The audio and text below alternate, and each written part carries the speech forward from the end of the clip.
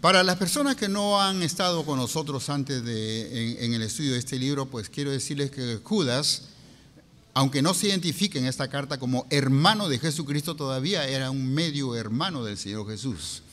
Él sí se identifica como un siervo de Jesús, porque era eso, un seguidor de Jesús. Ahora, no desde el inicio de su ministerio, porque aparentemente era uno de los que estorbaban al Señor en el inicio de su ministerio, pero cuando el Señor fue muerto en la cruz del Calvario y resucitó, pues Judas fue uno de los hombres fuertes en la defensa del Evangelio del Señor Jesucristo. Y precisamente lo escribe aquí. También cuando leemos este libro nos damos cuenta de inmediato que él tenía otra intención al escribir su carta. Él dice que tenía la intención de escribir acerca de nuestra común salvación. Todos somos salvados por la misma salvación.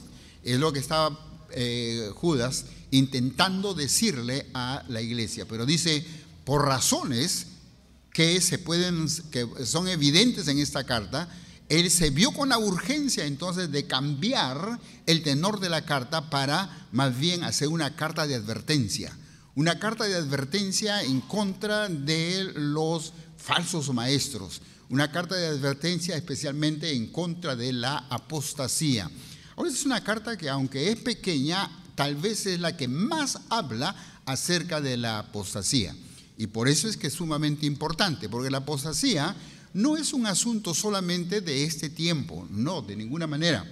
La apostasía la descubrió Judas, mire usted, allá en el inicio de la iglesia, la descubrió dentro de la congregación donde él estaba predicando el Evangelio. Y por eso es que él dice, tuve la necesidad, la urgente necesidad de cambiar el tenor de la carta y hablarles de esta cosa. Por lo tanto, hay que considerar también de que no se trata de la iglesia en aquel entonces solamente, no, se trata de la iglesia. La iglesia hasta cuando el Señor Jesucristo venga y sea llevada por Él. Por lo tanto, no estamos hablando solamente de la iglesia o solamente de la iglesia evangélica bautista de Salamanca. Estamos hablando de la iglesia, que es el cuerpo del Señor Jesucristo y que siempre se va a ver asediada por ese asunto de la apostasía. Ahora, ¿qué es apostasía? La palabra apostasía simplemente significa volverse atrás. Volverse atrás. Es decir, si tú puedes ver algunas personas que de repente en un culto levantan la mano, aparentemente están haciendo una profesión de fe en el Señor Jesucristo y se conversa con ellos y todo eso, y pues al poco rato de repente, digo poco rato, después de 2, 3 meses o un año, etcétera, pues tú los ves que más bien su forma de vivir niega totalmente lo que él está diciendo con su boca. Pues entonces esto podría ser una manifestación precisamente de un apóstata. Es decir, jamás aceptó a Cristo realmente. Utilizó las formas para poder infiltrarse dentro de la iglesia, pero jamás abrió su corazón a Cristo. Jamás permitió que el Espíritu Santo lo haga una nueva criatura. Jamás permitió que el Señor cambie su vida. Siempre siguió siendo el mismo. Simplemente se aprovechó de las situaciones, de las circunstancias que Dios le da a su iglesia. Y vamos a ver un poco más adelante, inclusive, que pues no solamente traen una mala doctrina o mala enseñanza, sino que son sumamente peligrosos para lo que significa pues la predicación del Evangelio del Señor Jesucristo. ¿Ok? Bien, para eso también podríamos decir que hay algunas cosas que tenemos que considerarlas nosotros seriamente por el hecho de que somos la iglesia del Señor Jesucristo y tenemos encargos especiales respecto a este asunto. Por lo tanto, tenemos que estar advertidos de todo aquello que puede perjudicar nuestro ministerio como iglesia. Por ejemplo, vamos a 1 Timoteo. 1 Timoteo, el capítulo 3 y el versículo 15. Aquí el apóstol Pablo le está escribiendo a Timoteo. 1 Timoteo capítulo 3 y el versículo 15, Pablo le está escribiendo a Timoteo y le va a decir algunas cosas que son muy interesantes. Les va a decir algunas cosas que son bastante interesantes. Timoteo era un predicador del Evangelio del Señor Jesucristo, un hombre joven, aparentemente muy joven, y estaba encargado de una iglesia que estaba en crecimiento, una magnífica iglesia predicando el Evangelio del Señor Jesucristo. Pero también, pues, ya la apostasía se había infiltrado dentro de la congregación y por lo tanto iba a comenzar a estorbar con la predicación. Por eso que el apóstol Pablo le escribe a Timoteo y le va a decir así, en 1 Timoteo capítulo 3 y el versículo 15, para que si tardo, sepas cómo debes conducirte en la casa de Dios, que es la iglesia del Dios viviente, la casa de Dios, que es la iglesia del Dios viviente. ¿Y qué más dice? Columna y baluarte de la verdad. ¿Qué es la iglesia? Columna y baluarte de la verdad. Ahora, si simplemente nosotros miramos nuestro edificio, pues yo no sé, tal vez César podría darnos un equivalente aproximado del peso de este techo, ¿no? ¿Cuánto nos pesaría este techo que está sobre nosotros?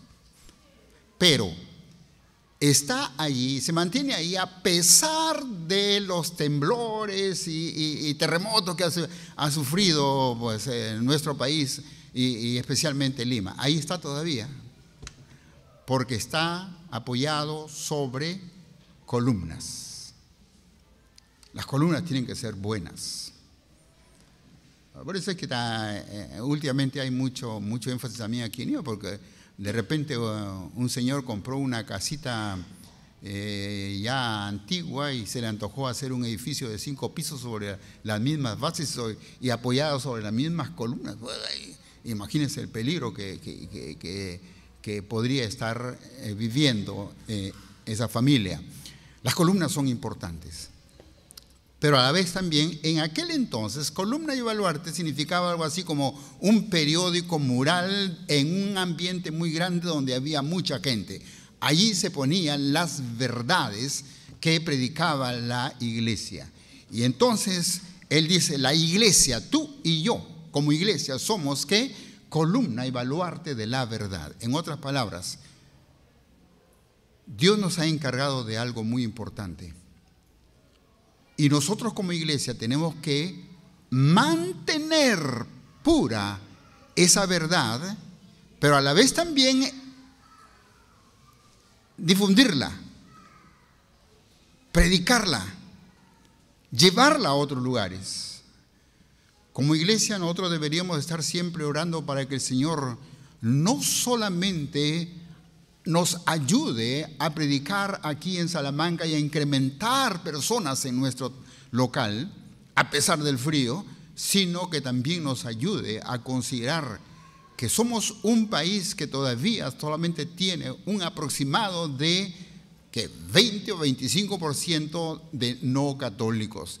De un país donde somos pues millones de personas, un aproximado así significa un poquito en comparación a la multitud de inconversos que no conocen la palabra del Señor, que no conocen el Evangelio del Señor Jesucristo.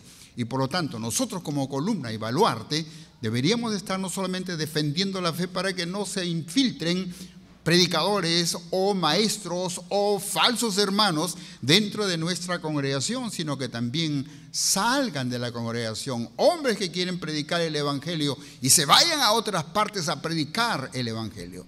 Hace un buen tiempo que no estamos comenzando una nueva obra.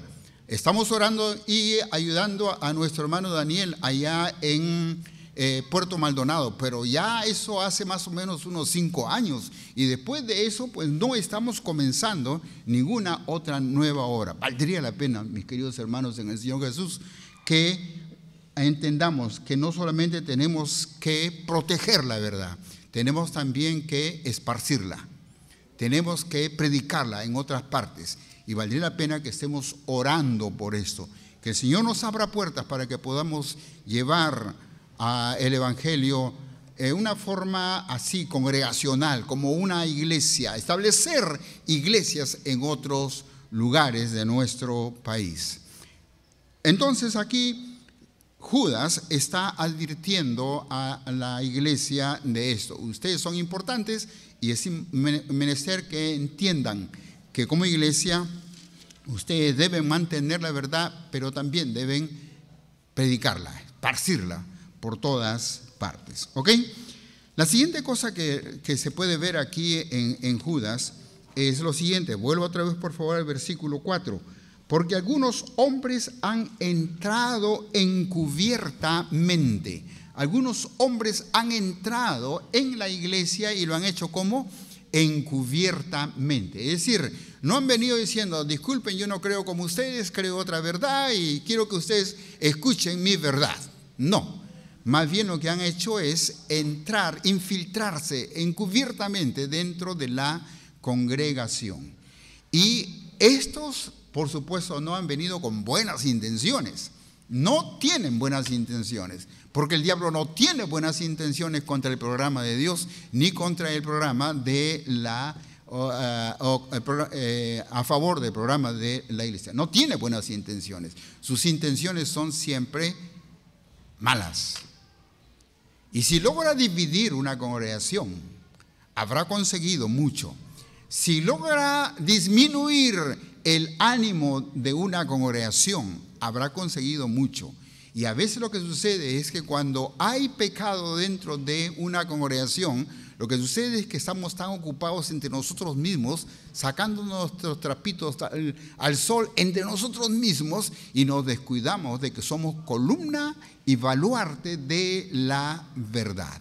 Así que mi querido hermano en el Señor Jesús, hay que considerar eso. Ahora, no quiero por supuesto que digas, uy, sospecho del hermano fulano y del hermano mengano. No es tampoco esa la intención de estar sospechando de cada una de las personas que están alrededor nuestro o dentro de la iglesia. No, sino más bien que puedas observar por su forma de vivir que de repente cayó o es uno de esos de los cuales Judas nos está advirtiendo. Porque un hermano que cae no se queda ahí. Un hermano que cae algún día va a retornar a la cosa del Señor y va a pedir perdón a Dios y se va a lamentar por los años que vivió apartado de las cosas de Dios.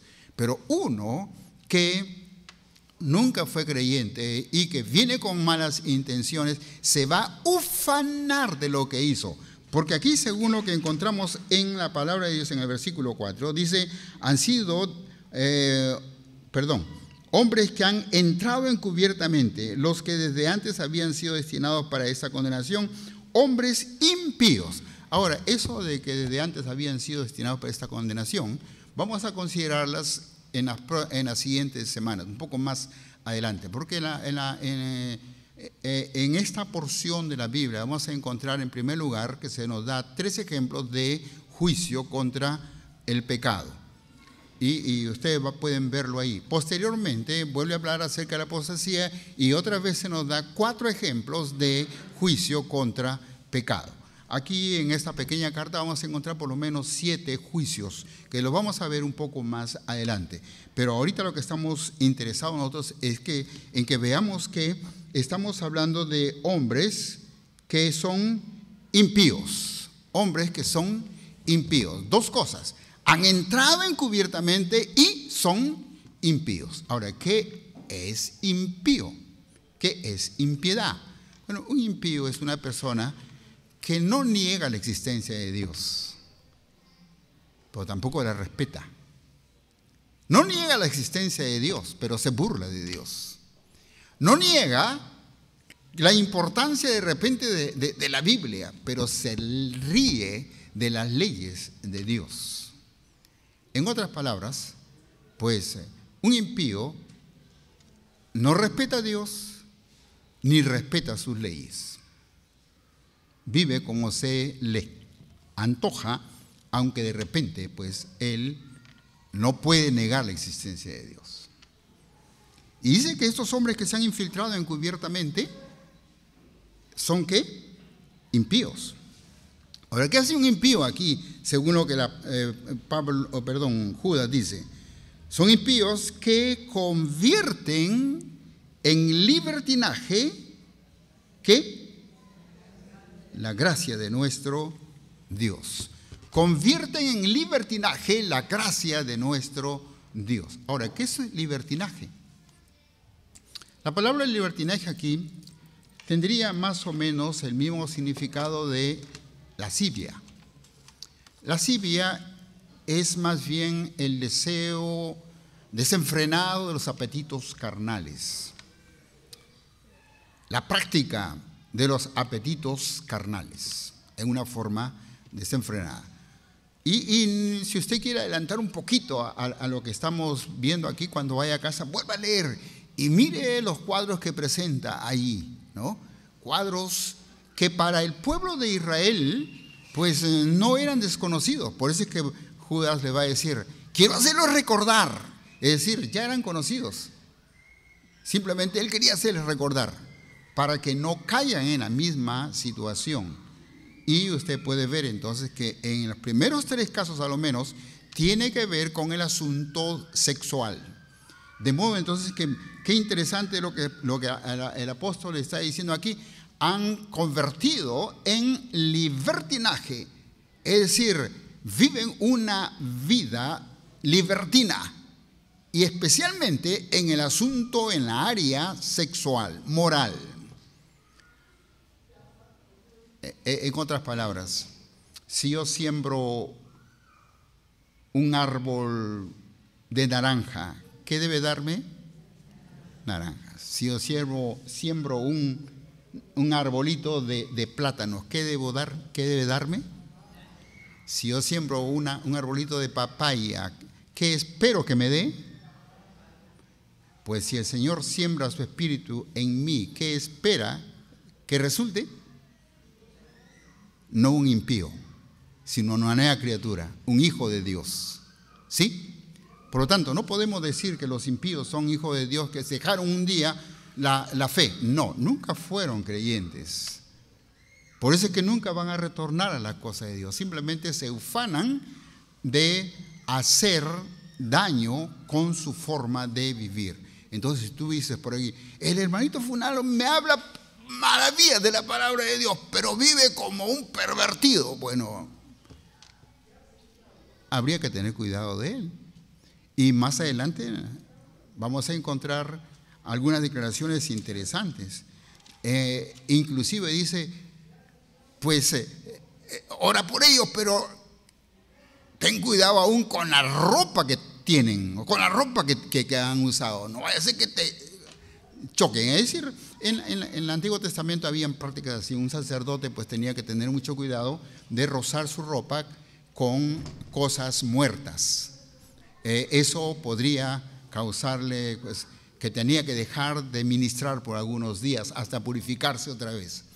Entonces, términos así que el apóstol va a utilizar aquí en su carta, pero que vale la pena, mis queridos hermanos, que nosotros como creyentes lo tengamos en cuenta. Aquí es donde prácticamente el apóstol está diciendo, pues por su fruto los conoceréis. Si son impíos, van a vivir una vida impía. Y se van a ufanar de vivir una vida impía. Y como dije, ya más adelante vamos a estar mirando algunos ejemplos. Pero valdría la pena también que vayamos al libro de Efesios, el capítulo 2 y el versículo 8. Efesios capítulo 2 y el versículo 8. Lo conocemos de memoria, sin embargo, por causa de nuestros amigos que nos visitan, nuestros invitados, vamos a leerlo. Y voy a pedir por favor que lo leamos todos juntos. Efesios capítulo 2 y el versículo 8. Porque eso es lo que dice la palabra del Señor. Y por qué estos malvados impíos procuran precisamente convertir en libertinaje la gracia de Dios. Miren lo que dice aquí el versículo 8. Porque por gracia, ¿qué?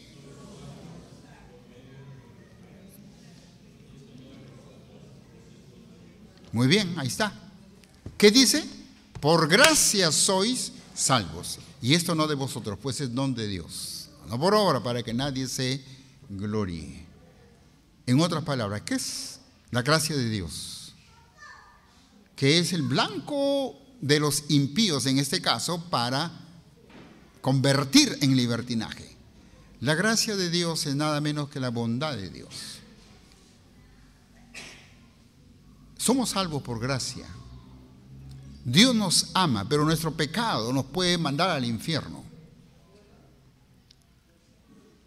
Pero el Señor, por su pura gracia, hizo un plan de salvación para nosotros, siendo un Dios tripartito, es decir, un Dios Padre, un Dios Hijo y un Dios Espíritu Santo, pues obró así en cada persona para poder salvarnos. El Padre exigía justicia.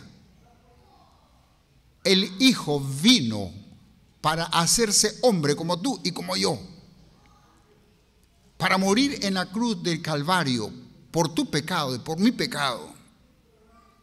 El justo por los injustos, para llevarnos a Dios, dice la palabra del Señor.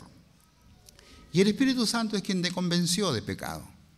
Cuando alguien te mostró un pasaje de la Biblia, o cuando alguien te habló de Cristo, o cuando viniste a la iglesia y escuchaste un mensaje y dijiste, yo quiero esa gracia, yo quiero ese perdón, yo quiero ser un hijo de Dios, fue el Espíritu Santo que te convenció. Nosotros los predicadores no procuramos utilizar argumentos para convencer, simplemente predicamos la palabra del Señor, nada más. Es el Espíritu Santo quien nos ha convencido a cada uno de nosotros. Por lo tanto, mire usted ahí, nuestro Dios, único Dios en tres personas. Y el Hijo se hizo carne para morir en la cruz del Calvario por ti y por mí. Qué importante, mi querido hermano en el Señor Jesucristo, que entendamos que somos salvos por gracia, por pura gracia. Por eso es que también cuando predicamos el Evangelio del Señor Jesucristo debemos entender esto, para que no digamos, bueno, a Él no lo va a cambiar nadie. Dios puede cambiarlo, por pura gracia. Cuando estamos hablando con algunas personas que nos rechazan, pues no diga, bueno, que te vayas al infierno, sino que más bien lo llevemos en nuestras oraciones, porque Dios puede cambiarlo por pura gracia. Nos cambió a nosotros por pura gracia. Y entonces puede hacer la misma obra en cualquier otra persona por pura gracia. Así que, mi querido hermano en el Señor Jesucristo, mire usted dónde estaba apuntando aquí estos impíos, en arruinar la gracia de Dios. En otras palabras, pongámonos en práctica. Lo que estaban haciendo en aquel entonces, pues era lo siguiente, diciendo, bueno, Dios ya perdonó tus pecados pasados, Dios perdona tus pecados presentes, Dios va a perdonar tus pecados futuros, entonces vivamos como se nos antoja. Y no es así. Porque precisamente Judas comienza diciéndonos, somos amados de Dios, somos llamados, pero también somos guardados. En otras palabras, somos santos. La iglesia es el pueblo santo de Dios. Aunque vivimos en este mundo, cuyo príncipe es el diablo, y aunque nos movemos en las corrientes de este mundo, cuyo príncipe es el diablo, todavía somos pueblo de Dios, nación santa, separados, apartados, para que anunciemos las verdades de Dios, quien nos sacó de nuestras tinieblas a su luz admirable. Somos un pueblo, debemos ser un pueblo distinto. Y el diablo sabe perfectamente bien eso y quiere destruir eso, la verdad de Dios, especialmente en lo que concierne la gracia de Dios.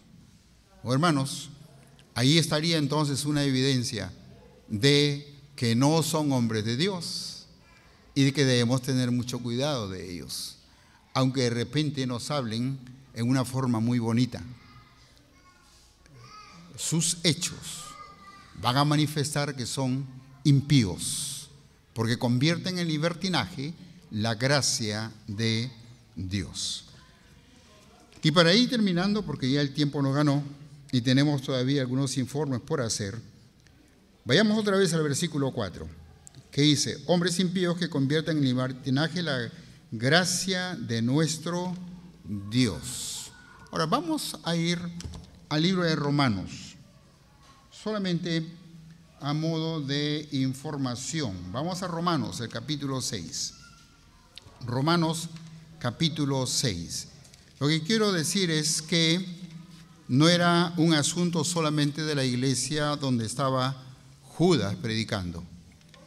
Es un asunto que el diablo ha querido utilizar e introducir en muchas iglesias a través de los tiempos. Y Pablo también tuvo problemas con esto. En Romanos el capítulo 6, los versículos 1 y 2, nos va a advertir de lo siguiente: ¿qué pues diremos? ¿Perseveraremos en el pecado para que la gracia abunde? Que es lo que está denunciando Judas, ¿no? Esos hombres, hablando de la gracia, la habían transformado en libertinaje. Y aquí Pablo está diciendo la misma cosa. ¿Qué pues diremos? ¿Perseveraremos en el pecado para que la gracia abunde? En ninguna manera, porque los que hemos muerto al pecado, ¿cómo viviremos aún en él? En otras palabras, tú y yo, los que hemos aceptado a Cristo como Salvador personal, los que hemos aceptado el sacrificio de Cristo, fuimos crucificados con Él en la cruz. Y no vamos a volver, o no debemos practicar las prácticas del mundo. Lo que hacíamos antes de no conocer a Cristo. Así que le animo, por favor, a considerar esta porción de la palabra del Señor. Y por último, volvamos a Judas con el último pensamiento que encontramos ahí, que sería el siguiente: que convierten en libertinaje la gracia de nuestro Dios y niegan a Dios, el único soberano, y a nuestro Señor Jesucristo. Hay que recordar que uno de los énfasis que tenemos aquí en este libro de Judas es precisamente la defensa de la fe en la deidad de nuestro Señor Jesucristo. Es decir, Judas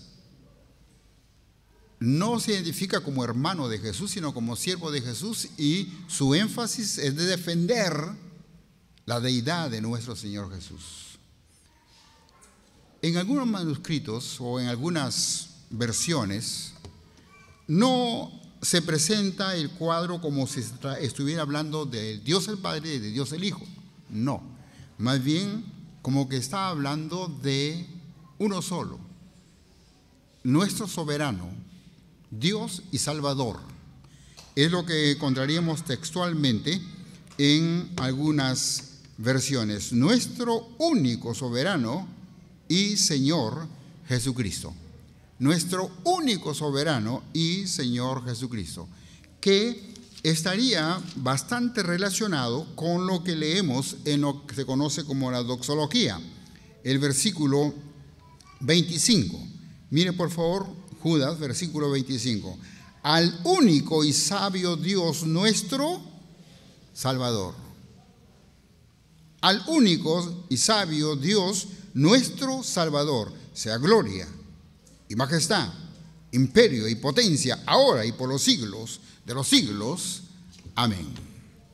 Entonces, estamos hablando de el único y soberano Dios, nuestro Salvador, Jesucristo. Hermanos, que el Señor nos ayude a considerar estos aspectos que hemos mirado rápidamente. Uno, somos tú y yo, la iglesia, columna y baluarte de la verdad. Mantengámonos firmes. Dos, tengamos cuidado, porque hay hombres impíos que van a tratar de infiltrarse, de repente como buenos amigos, como personas muy interesadas en las cosas de Dios, pero que por sus hechos van a mostrarnos que son impíos, porque convierten en libertinaje la gracia de nuestro Dios. Cuando estemos mirando los juicios que van a haber más adelante, vamos a encontrar que precisamente pues hay una fuerte corriente ahí de lascivia en sus actos cotidianos. Y por último, pues es importante, mi querido hermano en el Señor Jesús, que recordemos que no hemos sido salvados por un ser humano que nunca pecó porque solamente era ser humano. Aunque nosotros decimos que nuestro Señor Jesucristo es 100% hombre, todavía es Dios. Porque aunque se hizo hombre, nunca se quitó su deidad. Aunque por 100% hombre, todavía es Dios. Por eso es que murió el justo por los injustos. Para que seamos de Él, para que seamos un pueblo santo, para que podamos no solamente defender la verdad, sino también expandir la verdad y vivir la verdad. Vamos a ponerlo de pie, por favor, para terminar en oración.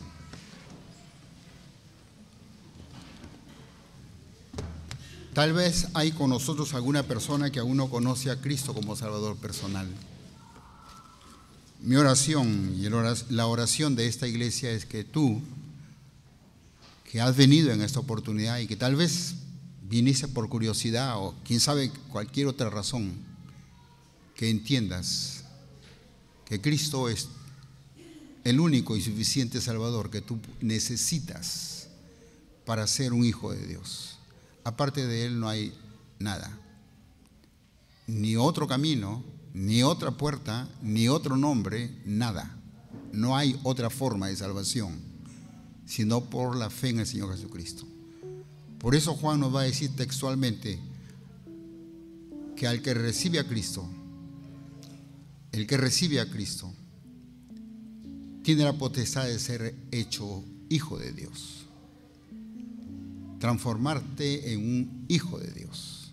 Yo te invito en esa mañana a recibir a Cristo en tu corazón. Abre tu corazón y dile: Cristo, quiero que tú seas mi Salvador. Cristo, quiero que tú perdones mis pecados. Cristo, te agradezco por morir en la cruz del Calvario por mí, para poder, con tu muerte, tener yo vida eterna. Quiero recibirte como mi Salvador. ¿Habrá alguien que levantando su mano y dice: pastor, ore por favor por mí? Yo quiero ese Salvador, ese único y soberano Dios, Salvador nuestro. Quiero que sea mi Salvador. ¿Habrá alguien? Solamente te invito a que levantes tu mano. Me gustaría orar en esa ocasión por ti. ¿Hay alguien? ¿Sí? Ok. Oremos. Padre amado, muchas gracias por tus bondades y gracias por tu palabra, oh Señor. Gracias por las advertencias que encontramos en ella. Gracias, Dios de la gloria, porque todavía queremos seguir siendo columna y baluarte de la verdad, y necesitamos de tu auxilio, necesitamos de tu ayuda. Necesitamos que seas tú advirtiéndonos, oh Dios, para que no caigamos en las redes del enemigo, ni permitamos que tu gracia en esta iglesia sea corrompida. Imploramos tus bendiciones, Padre Santo. Ayúdanos, Dios de la gloria, pues te lo pedimos en el nombre del Señor Jesús. Amén.